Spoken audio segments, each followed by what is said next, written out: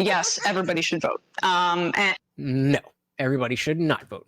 If you don't know what you're talking about, then maybe the decision of who runs the free world should not be in your hands.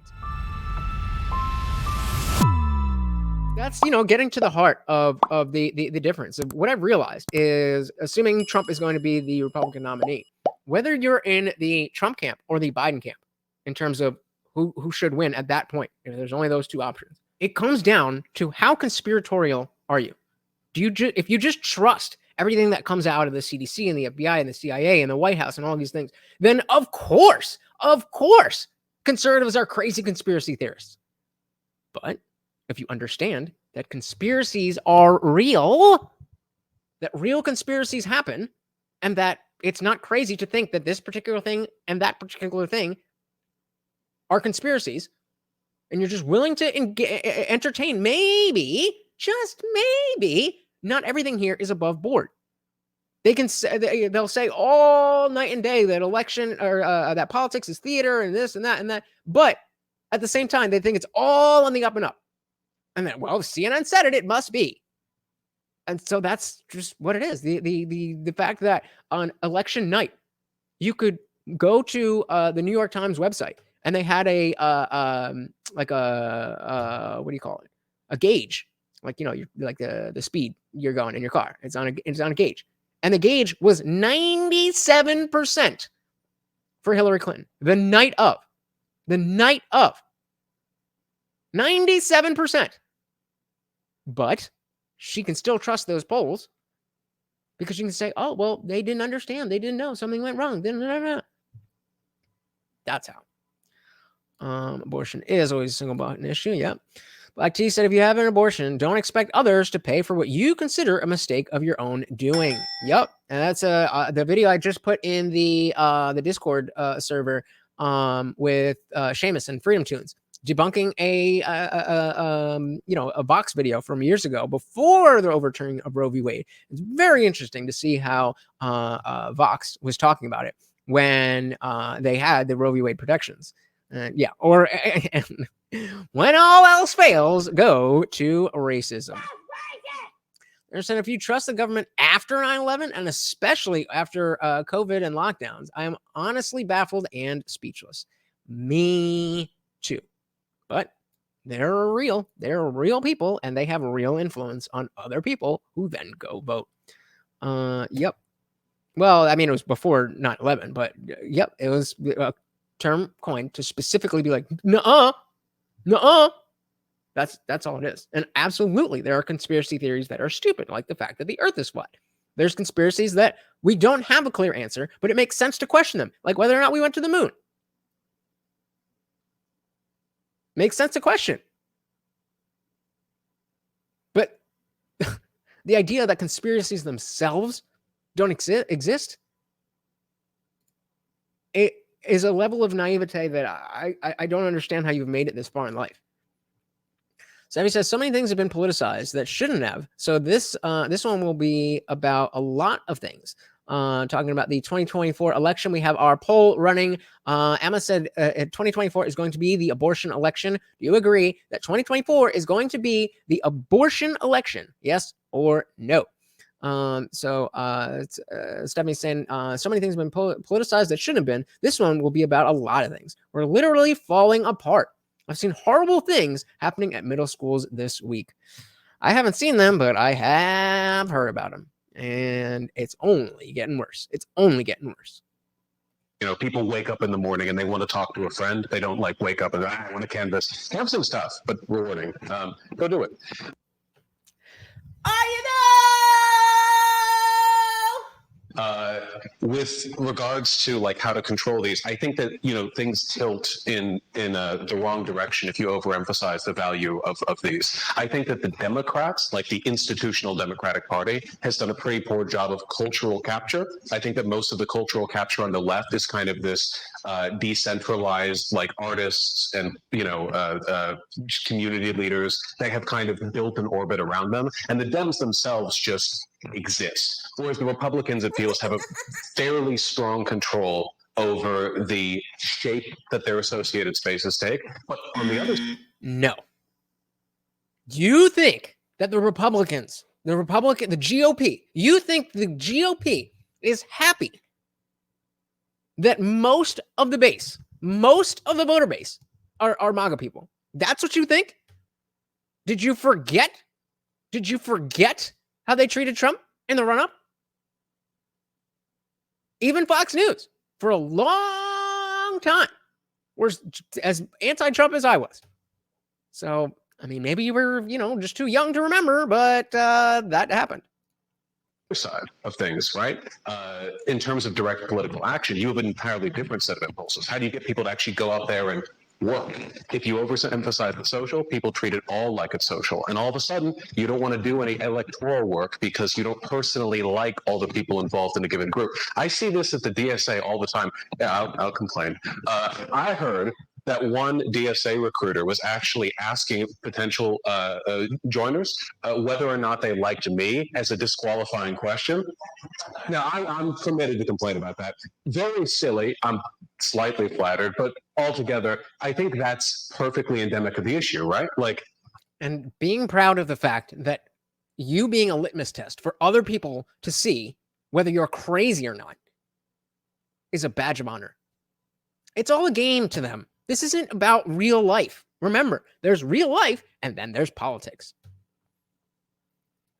Here's this social attribute. Are you worthy to be a political accomplice? If we can do a better job of cutting that and splitting that, I think that it would be infinitely easier to mobilize people towards electoralism without making them feel like they're slaves to Joe Biden, and we could get a lot more work done. I think the balance is Did he say slave? way too far on the activism side right now. I think people need to understand that if you don't vote, you don't matter. If you do not go out and actually vote at the end of the day for a politician, all of the tweets, all of the Facebook posts, all of the marches and the riots and the hanging out with the friends and whatever, none of that matters. At the end of the day, more than appealing to a lobbyist, more than getting likes on a tweet, more than anything else, what a politician wants is to get reelected. Yep. And you can be the loudest, most retweeted person on the entire internet, but if at the end of the day, you or your group of friends or your generation or your particular block of voters doesn't show up to the polls, then at the end of the day, a politician is not. Nobody cares. They don't care. So this notion that the left is so in lockstep seems like it would matter for the actual, for actual political, like elections and stuff like that, but it's really just affecting the cultural side because nobody's actually doing anything. And he said that I think it was Indie Film who brought up Jordan Peterson about they have no idea what is going to be too far, when it's going to happen, how it's going to happen. It's just right now. It's just right now. You're supposed to be in favor of trans stuff. You're supposed to be against racism, and that's all that matters. That's all that matters.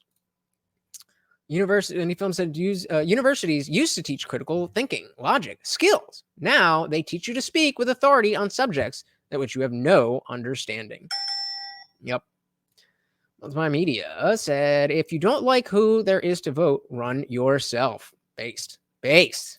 Crafting policies for you, and they shouldn't be. The goal of any politician is wait, that is an important line. Friends or your generation or your particular block of voters doesn't show up to the polls, then at the end of the day, a politician is not crafting policies for you, and they shouldn't be. The goal of any politician is to appease their constituents and fight for re-election. And the way that they fight for re-election is by appeasing the voters that are actually showing up and going to the polls. So when you look around the United States, you're like, why do we still have 3 strike laws? Or why do we have cops busting down on marijuana so much? Or why is all this such bullshit? Because instead of actually doing and being engaged in politics, you just whine on Twitter. You even might get group yourselves together and have a protest/riot. And you still don't have an actionable message. And then you go to the polls and you see a whole bunch of 75-year-old affluent white people. Oh, well, it's probably because they don't really care too much about what goes on in our jails because they're not getting arrested. They don't. Yep, Black Tea is spot on that they claim to be racist but kill off a good chunk of the black population through crap policy and abortion. That's spot on. I mean, yeah. I think, I don't know if it's every year. I don't know if Dr. Evil Genius is still here, but I got this the stat from him. I think, right?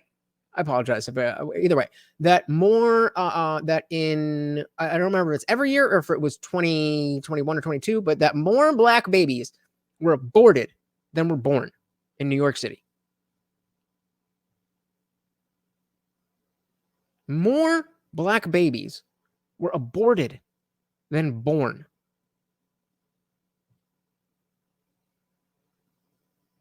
I just got one thing to say. Multimedia Media said the lattice gear gets the grease, but if that gear is not in the machine, you don't need to grease it. Hello. There you go. The lattice gear gets the grease, but if the gear is not in the machine, it doesn't need any grease. Well said, sir. It's just not in their purview. That's not part of their lives. So I agree that both sides are important. It's not enough just to vote. If you want to be politically active, then there is a value to the activism. There is a value to the retweets. There is a value to the YouTube videos. There's a value to everything that we participate in our day-to-day life as like political peoples. But if it's not connected at the end of the day to some sort of voting action, no amount of retweets are ever bringing back Roe v. Wade. Putting Trump in the White House is what got rid of it. Yeah, I'll say that I think it's a little more complicated just because I don't think you can handle more complicated, sweetie. yes, everybody should vote. And No, everybody should not vote. If you don't know what the fuck you're talking about, then maybe the decision of who runs the free world should not be in your hands. Should everyone have the right to vote? Absolutely. But not everybody should vote. I don't know how you could argue with that. and that is important, and vote Democrat. Because the other side in primaries, You can speak specifics. in primaries, vote for the more progressive person, and then when it comes time, vote Democrat. But we do Just even saying it like that. What if the Democrat is a horrible fucking person? What if the Democrat is not a horrible person, but has very bad ideas? Doesn't matter. We need to win. Melted My Media said, I bet if you ask her if racists should vote, she would say no. I bet you're right. see the limits sometimes of like what politicians will respond to, and a lot of that has to do with interest groups. The biggest example is comprehensive gun control in this country. There's not an issue that any of us can all agree on in the United States of America, but universal background checks, things like that's like not the universal background checks that already exist. Yeah, I agree that we should have those. 92%. Bans on assault weapons is up there in the high 80s and things like Can you define assault weapon for me, please? No, didn't think so. that. And the thing is that those people are voting, right? And a lot of them are suburbanite moms, and that's a coveted group that politicians do covet and want to respond to. Oh, it's a coveted group that politicians covet? Oh, okay. I thought it was maybe it was a coveted group that politicians. You're just saying things. Just saying things. The problem in those instances, though, is that there are lobbying groups, there is corruption involved, and so it's not necessarily as, unfortunately, in this country, we don't live in a direct democracy in the way that we should. Politicians have other people that they answer to, and that is a part of the broader fight against runaway neoliberal capitalism, because it's important to cut down on the ability for industry to dominate politics in that way. So Black T said, "What precedent does do the leftists even have? Stalin failed, Mao failed. Sweden is illegal heaven. Can they not see that just like the Soviets politicians, they are using race when it suits them?" Again, this is where we get into that the separation of semantic obfuscation, and I have to come up with a word for the effects of that. The people who no, they can't see it because they have an entire story that they can tell themselves, and that core story is so strong, and they're so desperate to adhere to it that none of this matters. None of this matters. But there's the people who know that and are pushing this anyway because they want to win. And then there's people who are pushing this because they genuinely believe it, because for so long, people have been telling them that. I'm not really sure which one Emma is. I think she is the latter. I think she's a victim of all the leftist BS. I honestly think that she's not out here grifting. She's just that wrong. Thanks so much for watching, guys. If you enjoyed that clip, check out the full live stream link in the bio and catch me live every Monday, Wednesday, Friday, 8 p.m. Eastern. See you there.